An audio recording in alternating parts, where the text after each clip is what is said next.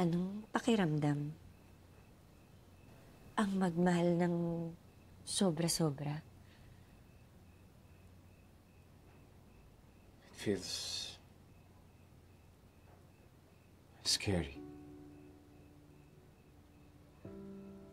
Love feels scary. Hirap magmahal.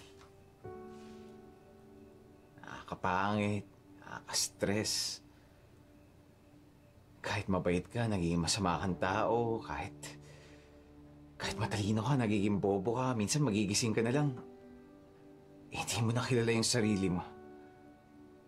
Pero kahit ganun yung nangyari sa akin, kung bibigyan ako ng pagkakataon na magmahal ulit, sana makuha ko naman yung pagmamahal na hindi nawawala.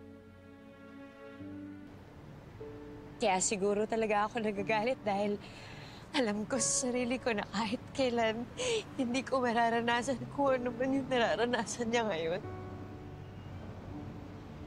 Pero gusto ko.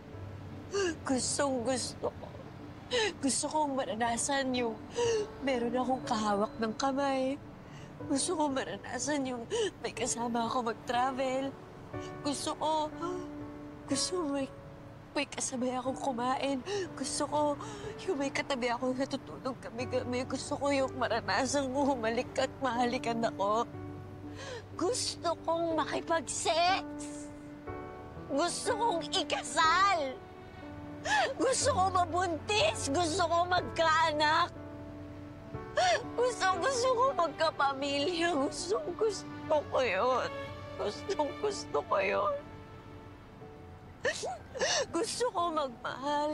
Gusto ko maranasan yung mahalin na ako, yung pagmamahal na hindi nawawala kahit anong mangyari, nandyan lang siya.